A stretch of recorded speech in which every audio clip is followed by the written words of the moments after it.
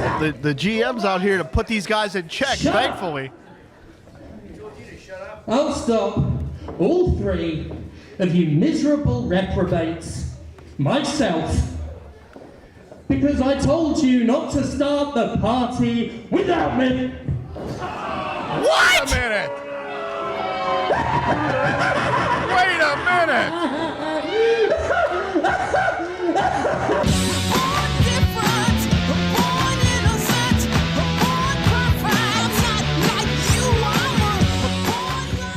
People who play games are a vocal lot, and when people who play games don't like something, they make their voices heard, as we've seen with Warcraft 3 Reforged and record-breaking lows for the user review scores. How fun! Today, we're going to talk about less glorious moments in gamer rage. Specifically, we're talking about boycotts today. Boycotts, the things that legendarily don't work when it comes to the game industry and the displeasure of video game communities. When it comes to actual boycotts, gamers, TM, do not have the best track record. The gaming community is very good at voicing displeasure, but following through on that displeasure is sometimes difficult. And today we are going to look at boycotts and why they really should just not be a thing in gaming communities if we're not going to do them proper. My friends, I say this with all the love and respect in the world, but I'm beginning to think that maybe gamers, my fellow gamers, that maybe y'all should just stop trying to organise boycotts. This show, of all shows, isn't gonna tell you to stop railing on big publishers. My own indignance and outright disgust toward a significant number of major video game corporations is well known. I think most companies in the game industry, or most companies in general really, are exploitative, amoral monoliths that inevitably gain profit at the grievous expense of others and do it with a criminally laissez-faire attitude and a general disregard for the long-term harm of their actions. I also think that, as an extension of the incontrovertibly exerted will of those aforementioned monoliths, we all have to live in a socio-economic system designed almost solely to benefit them and certainly benefits them above all others, and yes, I am very fun at parties. I even bring my own drink and then guzzle all of it in the corner. Alone. Very alone. With all that said, you'd think I'd be totally on board with a boycott, but whenever one gets organised, and let's use that term fucking loosely, I'm sad to say I almost inevitably roll my eyes, as does everyone else not signing up for the boycott. Because it's been 10 long years since the disastrous failure of the Modern Warfare 2 boycott, and you know what they say about insanity, right? Did I ever tell you what the definition of insanity is? Insanity is doing the exact same fucking thing over and over again, expecting shit to change. He's wrong, by the way. That's not actually how insanity works, and I think it's sad that Voss, of all people, is running around islands taking a glib attitude toward mental health as he taunts his kidnapped victims. Also, when you Google insanity, the results have been quasi-annexed by the Insanity Workout Program, which, quite frankly, looks like far too much effort. You want results? You don't need an expensive gym membership to get them. Just a DVD player and enough space for a puddle of sweat. You don't even need much time. Insanity's only about 45 minutes, 6 days a week. What you do need is the willpower to give it your best. I'm out! Anyway, I'm sure you all remember Pokémon Sword and Shield, right? It was a controversial game among deeply entrenched older fans of the series, due in no small part to the Dexit controversy, the complaint that Sword and Shield would be ditching over half the existing Pokémon roster rather than carry all of them over like in previous sequels. Other criticisms involve lackluster graphics and animation, and a general feeling that the game was rushed and half-baked.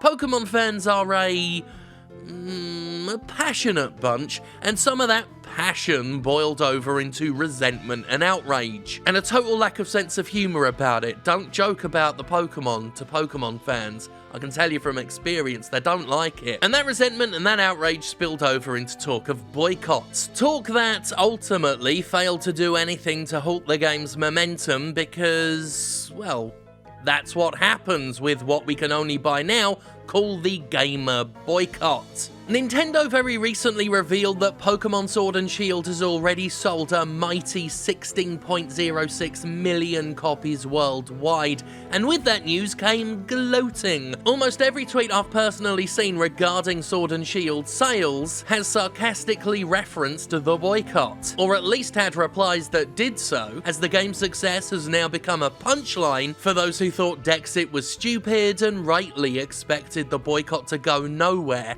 and for those people, the argument is now over. The Dexit controversy has become a joke, yet another chapter in the book of impotent gamer boycotts. However, there is valid criticism of Pokémon Sword and Shield, a series that hasn't kept up with the times while flogging two versions of near-identical games on a constant basis for over 20 years. Even Dexit is something I'm sympathetic towards, as I explained in a video about the personal connection people have with Pokémon, a connection the franchise itself fostered, and then used to inadvertently paint itself into a corner when it realised it couldn't keep putting everyone's favourites back into each game. But none of that matters now, because boycott talk has overshadowed everything else, as it always fucking does. Now, this isn't about whether or not you choose to support a game financially. If you don't want to buy a game for some moral, ethical, or just personal reason, you do you, absolutely. And if you want to protest a game either alone or in a group, I mean, that is your right, and I have been part of many backlashes towards shitty games myself. But this is a branding issue, a branding and perception issue. And the Gamer Boycott as a brand, it's over. It's been over for years.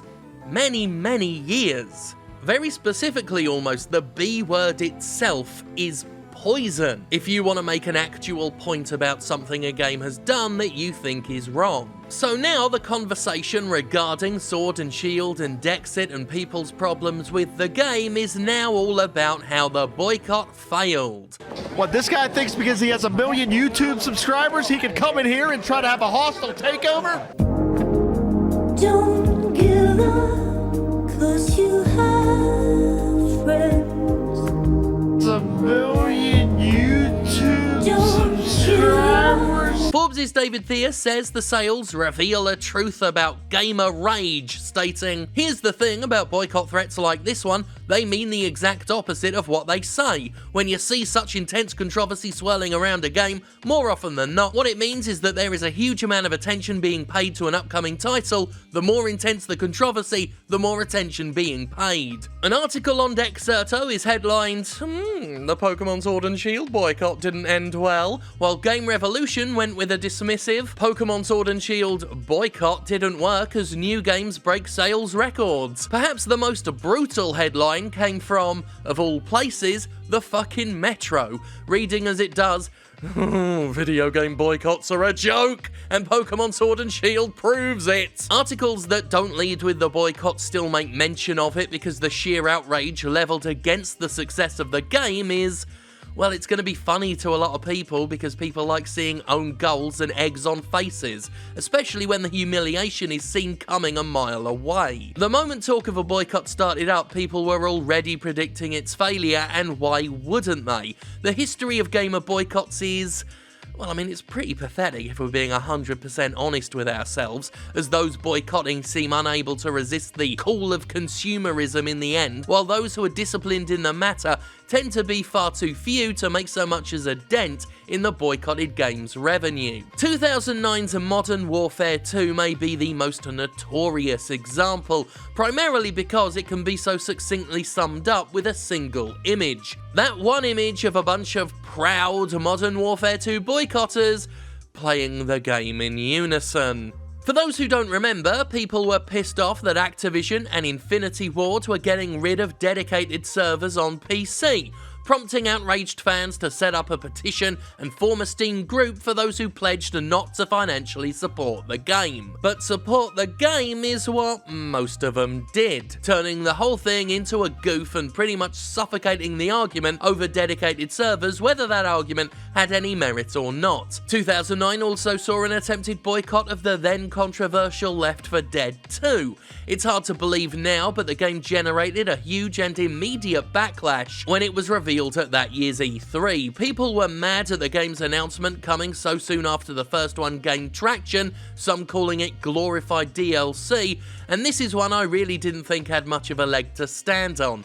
Valve didn't either, and actually flew two of the boycott's biggest voices to its offices to play the game. While this is a rare case of a video game company actually responding to a boycott, it was a savvy move on Valve's part, effectively killing the whole thing. Those who played the game early liked it, and the movement to spurn Left 4 Dead 2 fizzled away. These aforementioned boycotts and more are detailed in a US Gamer article titled "Fans are Vowing to Boycott Pokémon Sword and Shield, but here's how that's gone in the past." It also includes the backlash to Bayonetta 2 and the infamous pre-release hatred for The Legend of Zelda: The Wind Waker, which was derisively labelled Zelda at the time for its allegedly babyish cel-shaded graphics. Yes, for those viewers who aren't rapidly approaching 40 and relying on a steady stream of cigarettes and wine to numb their existential crises, there was indeed a time when people thought The Wind Waker, arguably the best Zelda game,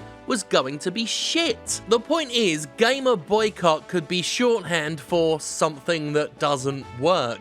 The moment you claim to be boycotting, you will be subject to mockery and snickering from people who have seen this song and dance far too many times to take it seriously. Worse than that, the boycott completely overshadows whatever issue it is people have with a game. How many of you even remembered what the Modern Warfare 2 thing was actually about before we brought it up again? Same for the others. Most people don't care anymore. The boycotters themselves don't care anymore. It never mattered, so people don't expect it to matter in future. And that only emboldens the publishers themselves, who see these threats as what they are: completely fucking toothless. It sends the message that no matter how vocal the nerds are, no matter how furious the fan base, most of them are gonna buy whatever filthy trash is ladled into their slop bowls, and they'll ask for more. I mean, despite all the controversies Blizzard has had in recent history, the slimy little fuckers still knew they could shit out a quarter-ass non-apology and quickly hurry us toward announcements for Overwatch 2 and Diablo 4, confident that all would be forgiven in the face of new stuff to buy. It's no wonder Blizzard feels it can release a shit remaster like Warcraft 3 Reforged and get away with it, because for the most part, companies will and do get away with it. None of this is to say that fans shouldn't voice their displeasure. 99% of this show is voicing displeasure, with 1% left over for making out with boglins, and sometimes that displeasure actually has an impact. But that impact is felt through constant pressure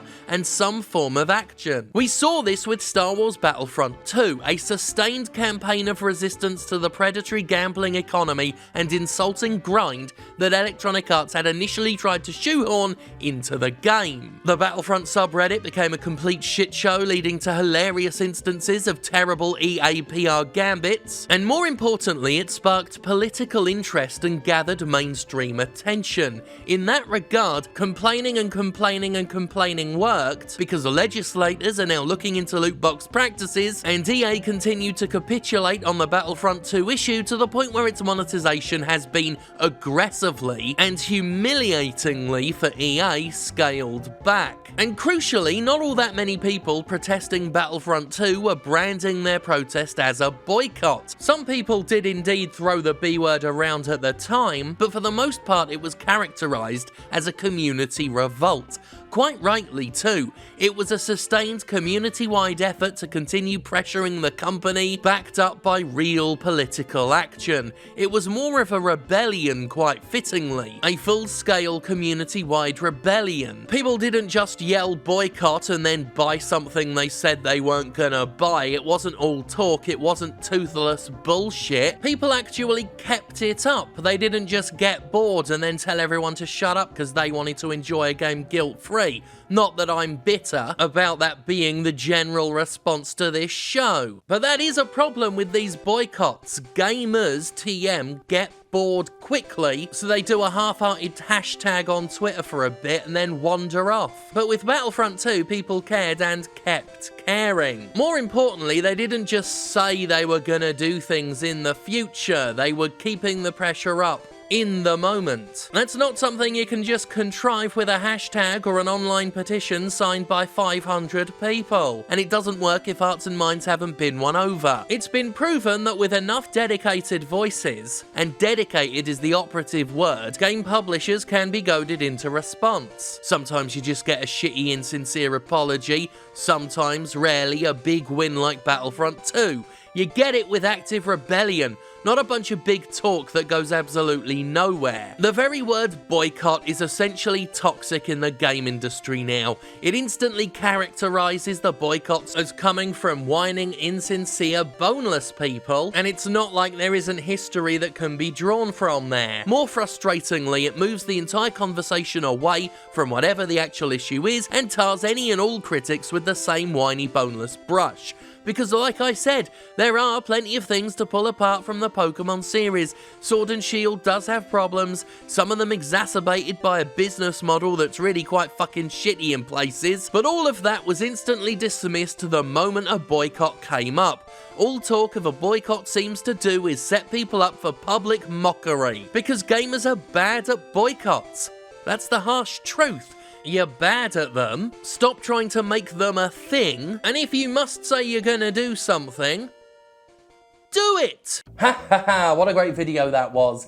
We will see what happens with the whole Warcraft 3 Reforged thing. That sounds a bit more like the Star Wars Battlefront 2 thing. Because again, people are not organising to boycott, they are responding and they're keeping that pressure up. So that's just an example of what the best thing to do is to keep talking about it and don't go making wild, bold promises about what you will do if you're not gonna do them. It's especially damning because boycott is specifically not doing something. So not doing the not doing of a thing is doubly not doing it, which is bad. I'm not good at making arguments. I don't know how I've kept this show running for 10 years. Oh, right, before I go, I should be at the Rise Stronghold Saturday night, all right? The 8th, or the 9th, or the 10th. It's the 8th, I think, for Saturday night at the Rise Stronghold in just sort of outside of Pittsburgh. Look that up. Sterling, my extraterrestrial alter ego, now runs Rise Wrestling. That's right, I run a wrestling promotion now. Hope I see you there. That's going to be very fun. Also, this should be the last Jimquisition I film in Mississippi. Well, I'm actually doing the intro and the outro for next week's in a minute. So that will be the last one officially, but this will be the last Jimquisition actually made and published in this fucking shithole. We're off north because, as I say, I run a wrestling promotion now. Got to move to the northeast to oversee it. How exciting. And we will see you next week. Hopefully. I've got to write and do a whole episode tomorrow to make sure we don't miss a Monday, but when I do see you, you will all have the obligation to thank God for me. Now I'm going to get into sport-specific training to gain speed, to get you agile. Ready? And go. And this is all about being agile, being quick, gaining speed, working the body, working the core, pushing through. Good job. Now we're going down. This is how you're going to get a ripped up.